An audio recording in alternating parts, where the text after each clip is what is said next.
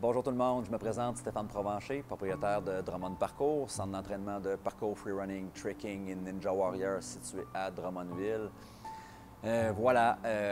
Pour une deuxième fois, il faut fermer nos portes temporairement et se retrouver dans une incertitude totale, à savoir quand est-ce qu'on va pouvoir recommencer à pousser la machine, combien d'argent on va perdre, de combien on va se réendetter encore une fois. Le premier confinement qui a pris un peu tout le monde par surprise, nous, on était dans une période cruciale avec nos groupes scolaires. Les groupes scolaires qui sont environ 25 % de notre chiffre d'affaires annuel, dont la moitié se passe en avril, mai, juin. C'est une cinquantaine de classes qu'on a dû canceller à ce moment-là. Ensuite, pendant l'été, c'est les camps de jour qui viennent sur place, environ une cinquantaine de camps de jour pendant l'été qu'on a dû canceller. C'est habituellement ces sorties-là qui font en sorte qu'on peut passer la saison morte qui est l'été pour avoir une belle relance à l'automne, à la saison haute qui recommence. Pendant le premier confinement, moi j'ai décidé de mettre de l'énergie où j'avais du contrôle et du pouvoir, c'est-à-dire dans mon entreprise. Un jour, il va rouvrir le gym, on va s'arranger pour que ça rouvre en grand pour rattraper le retard qu'on va prendre pendant cette période-là. Moi, j'ai passé les 3 mois et demi de fermeture à réinvestir dans mon gym. J'ai repeinturé à grandeur, j'ai acheté du nouveau matériel, j'ai fabriqué du nouveau matériel pour qu'à la réouverture, ça soit plus grand et rattraper notre retard. Là, en juillet, quand on a eu la possibilité de réouvrir, bien là, les peu de subventions qu'on avait, bien, ça s'arrête. Mais là, on a tellement de restrictions à l'ouverture qu'on peut rouler environ au quart de nos capacités. En milieu septembre, on commence à parler Montréal, ça va pas bien, à Québec, ça va pas bien.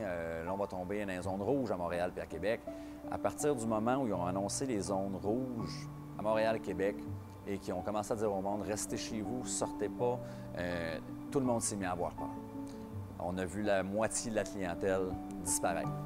Avoir un centre d'entraînement de 17 000 pieds carrés, ça inclut des frais fixes quand même assez énormes. Écoute, on vide la marge de crédit, on vide le compte en banque et on contracte des prêts. Des prêts, bien, on le sait, il faut le remettre un jour, donc quand la relance va se faire, on va avoir plus de paiements. Donc, pendant le premier confinement, moi, je me suis réendetté d'un autre 50 000 pour pouvoir continuer. Le deuxième confinement arrive là. Je sais très bien qu'il va falloir que je me réendette encore d'un autre 50 000 pour passer au travers. Je vais me retrouver avec 100 000 de prêt. Moi, à la base, je suis menuisier de métier. Moi, je travaillais pour l'entreprise familiale. Je me préparais à reprendre l'entreprise familiale, mais j'avais une passion qui était le parcours. J'ai décidé de tout laisser tomber, l'entreprise familiale, pour pouvoir me consacrer à ma passion et d'ouvrir mon centre d'entraînement personnel.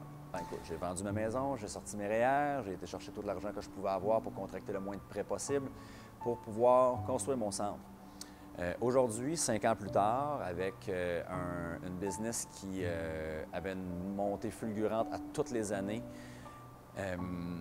aujourd'hui se retrouve plus endettée qu'elle l'était au commencement. Avant le premier confinement, moi, j'avais 17 000 de dettes que je me préparais à terminer de payer pendant l'été. Aujourd'hui, je me retrouve avec 100 000 de dettes, ce qui est plus que ce que j'avais avant d'ouvrir mon centre. Depuis que mon centre est ouvert, qu'on va prôner les bonnes habitudes de vie pour se tenir en forme physiquement et mentalement, là, moi, ce qui me fait peur, c'est que ce qu'on est en train de dire aux gens, c'est que d'aller dans une salle d'entraînement, c'est dangereux pour votre santé. Et ça va s'incruster dans le subconscient des gens. L'activité physique chez les jeunes qui est tellement importante et qui se fait couper de plus en plus année après année dans les écoles, c'est dans des centres comme le mien que les jeunes viennent bouger de plus en plus pour lâcher leur téléphone, lâcher leur tablette, lâcher leurs jeux vidéo.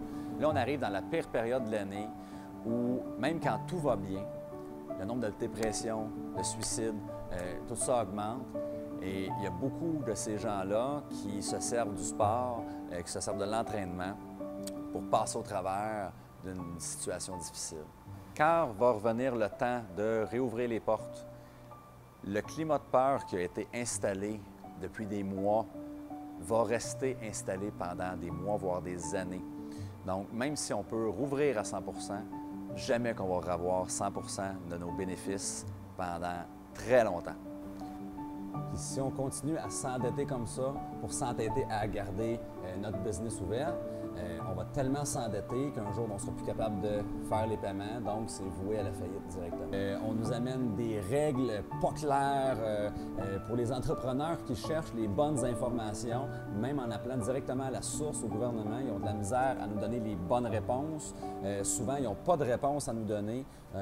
On parle à 3 personnes différentes, c'est 3 réponses différentes qu'on a. Ce qu'on essaie de protéger présentement, c'est notre système de santé. Pour avoir un système de santé efficace, oui, ça prend des sous.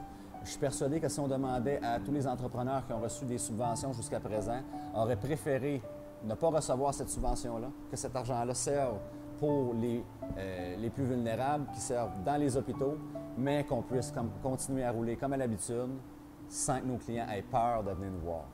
C'est en train de créer une paranoïa et c'est surtout en train de diviser les gens. Je n'ai jamais vu autant de haine avec les gens pour parler d'un sujet. Ces temps-ci, parler du COVID, c'est aussi risqué que de parler de religion ou de politique. Il n'y a plus de zone grise, c'est noir ou c'est blanc et les gens se détestent, ça brise des familles, ça brise des couples. Il faut mettre en place des solutions, que les entreprises ne soient pas prises avec les conséquences pendant des années. Nous, ce qu'on veut, c'est de travailler ensemble, on est capable d'être éduqués, on est capable de faire notre part chacun de notre côté et de continuer à vivre. Sur ce, je vous souhaite une bonne soirée. Merci.